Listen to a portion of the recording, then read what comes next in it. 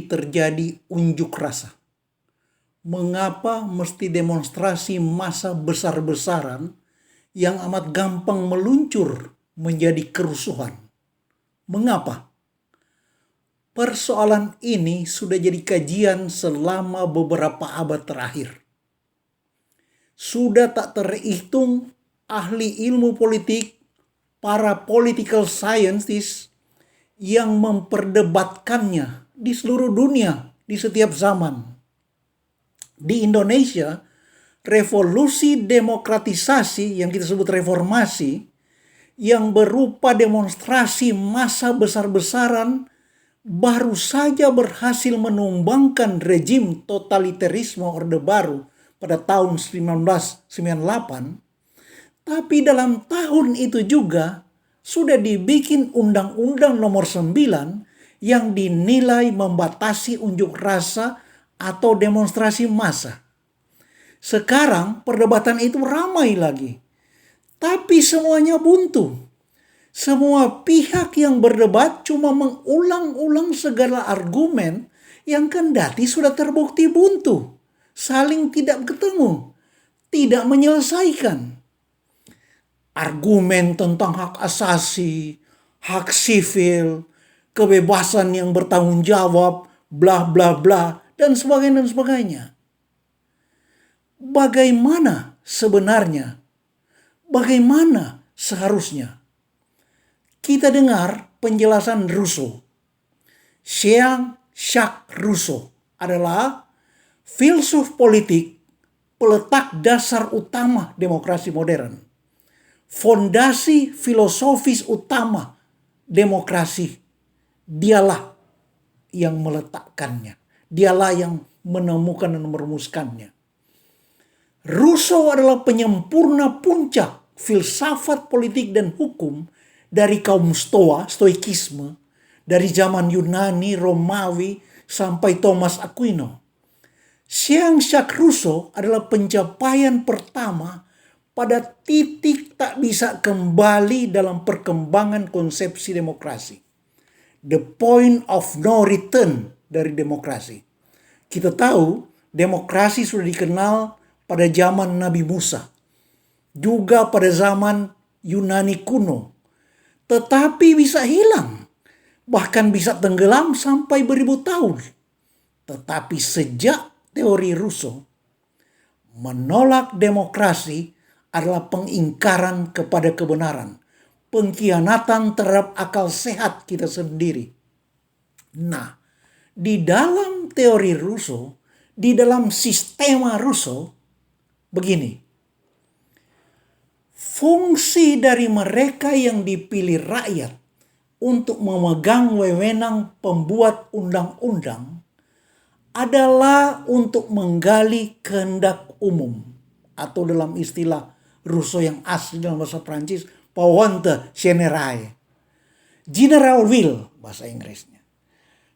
Karena general will itulah kebenaran yang dibutuhkan rakyat, bangsa dan negara. Kebenaran. Sehingga ketika undang-undang itu dirumuskan, ketika rumusan itu diundangkan, rakyat akan bisa langsung mengenali bahwa itulah kehendak diri mereka sendiri. Walau mungkin rumusan itu berbeda dengan apa yang sebelumnya diyakini sendiri oleh rakyat sebagai aspirasinya. Walau mungkin rumusan undang-undang itu berbeda dengan apa yang diperjuangkan oleh fraksi partai terbesar, partai pemenang pemilu. Karena memang kata Rousseau, kehendak umum itu, general will itu, bisa sangat berbeda dengan kehendak seluruh rakyat. General will, kata Rousseau, bukan will of all. Undang-undang yang berisi kehendak umum akan langsung disyukuri oleh rakyat. Rakyat segera berterima kasih dan mendukung undang-undang yang merupakan penemuan aspirasi sejati dari kebutuhan rakyat sendiri. Jadi, rakyat memilih penyelenggara negara, pembuat undang-undang yang mampu menggali kehendak rakyat yang sebenarnya, yang tidak mampu digali sendiri oleh rakyat. Maka kesimpulannya, kalau suatu undang-undang tidak disyukuri, apalagi ditolak keras oleh rakyat, itu tidak bisa lain berarti penyelenggara negara yang dipilih rakyat gagal menunaikan fungsi sejatinya. Begitu. Itu saja. Itu satu. Kedua,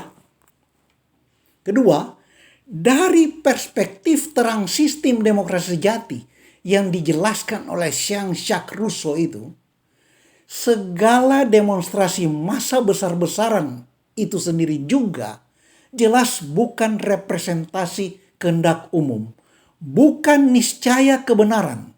Bahkan apabila semua penduduk Indonesia turun ke jalan berdemonstrasi, itu kata Rousseau hanya will of all, bukan general will, tidak niscaya kebenaran. Soal ini, soal teori Rousseau bahwa pendapat seluruh rakyat bukan niscaya kebenaran yang dibutuhkan oleh rakyat sendiri, itu kelak di kemudian hari diperjelas oleh sangat banyak ahli sosiologi dan psikososial. Banyak. Beberapa yang terkenal bisa sebut misalnya teori-teori dari Jose Ortega y Gasset, George Simmel, Edmund Burke, dan banyak lagi. Begitulah persoalan unjuk rasa ditatap dari perspektif terang sistem demokrasi sejati. Untuk menghindari tragedi ini, anomali atau segala macam ini, ya rakyat sendiri harus lebih benar menetapkan pilihannya dalam pemilu dan pilkada dan sebagainya. Lalu mereka yang dipilih itulah yang harus menyusun undang-undang tentang sistem pemilu yang lebih benar, yang lebih mampu menghadirkan para penggali aspirasi sejati rakyat, kehendak umum itu sendiri. Mereka lah yang akan membuat undang-undang tata tertib DPR yang lebih menjamin mekanisme proses pencapaian kebenaran setingginya, sebenar-benarnya, yang pasti seadil-adilnya.